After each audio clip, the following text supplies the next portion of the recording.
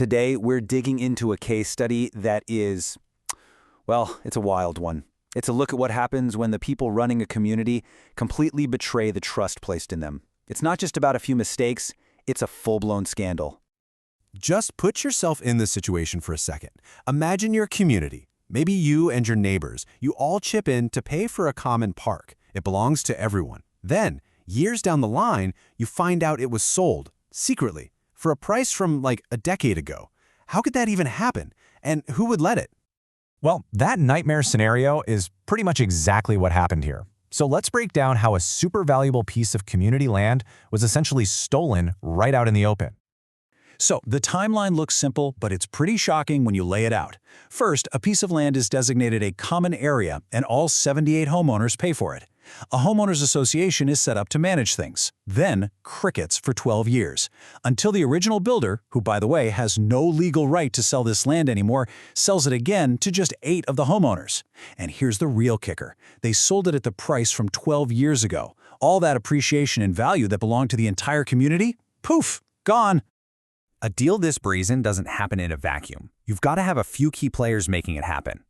So let's look at who was actually responsible for this huge loss. So it really comes down to 3 groups. First, you've got the builder, who acted ultra vires. That's just a fancy legal way of saying they did something they had absolutely no power to do. Then there's the management committee, the MC. They completely breached their fiduciary duty, which is their legal promise to act in the community's best interest. They just let it happen. And finally, you have the 8 homeowners who got a sweetheart deal. The law calls it unjust enrichment. They got community land for pennies on the dollar, while their 70 neighbors paid the price. And look, the analysis of this case doesn't mince words. When describing what the management committee did, it says an act this bad isn't just a mistake or incompetence, it creates a strong presumption of collusion or gross breach of loyalty. That suggests this was something much, much worse than just looking the other way. All right, so whenever you have a secret deal that benefits just a few people, you can bet there's a money trail. The big question becomes, how do you hide something like this in the official accounting books? And this is where the story gets even more disturbing. Because it's one thing to make a terrible deal. It's a whole other thing to actively try and cover it up from the very people whose money is on the line. The key to the whole cover-up really boils down to this number, 52 lakh rupees. This was a pretty significant payment that came from the builder around the time of the land sale, but you wouldn't know it from how they wrote it down. And here's the sleight of hand. On paper, that 52 lakh payment was recorded as a simple refund of project money. Sounds innocent, right? But what it really was an offset from the builder. Basically, they were using this transaction to settle a completely separate debt they owed the association. By calling it a refund, they hid the fact that community land had just been traded away. It's a classic accounting trick.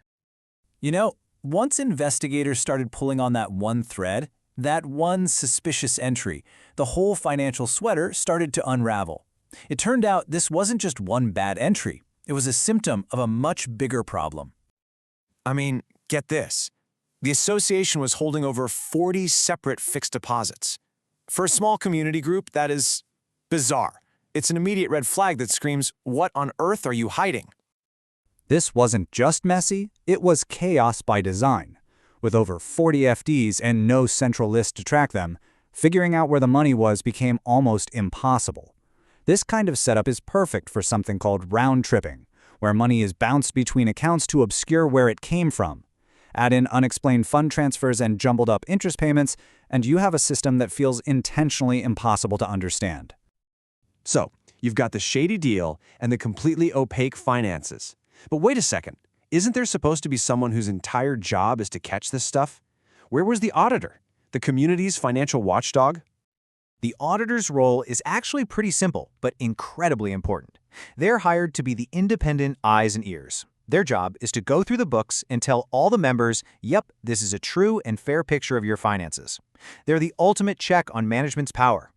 Well, in this case, the watchdog was completely asleep at the wheel. The analysis of this case called the audit a mere formality. The auditor didn't bother to independently check the numbers, didn't demand basic documents like a cash flow statement, and, this is the big one, completely ignored that massive 52 lakh red flag. They signed off saying everything was true and fair, when it was anything but. Okay, so this sounds pretty bleak. The builder, the management, the auditor, the whole system failed.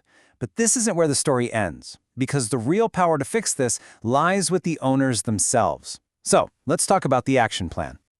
When you're up against something this messed up, it can feel totally overwhelming. But the good news is, there's actually a clear path forward, a playbook for homeowners to take back control and demand some real accountability. The source material lays out these crucial first steps. First, you rally the troops. Get signatures from just 20% of the members to force a special meeting. Step 2, at that meeting, you don't just ask for another audit, you demand a forensic audit. That's where they trace every single rupee. Step 3, you take it to the government body that oversees these associations and petition them to investigate the illegal sale. And finally, you create your own finance committee, independent of management, to be a permanent watchdog to make sure this never, ever happens again. And really, this brings us to the most important point of all. This entire scandal, from the secret deal to the shady accounting, was only possible because nobody was watching. It's such a powerful reminder that in any community group, the ultimate power, the final say, doesn't belong to a committee. It belongs to the members. The only question is, are they using it?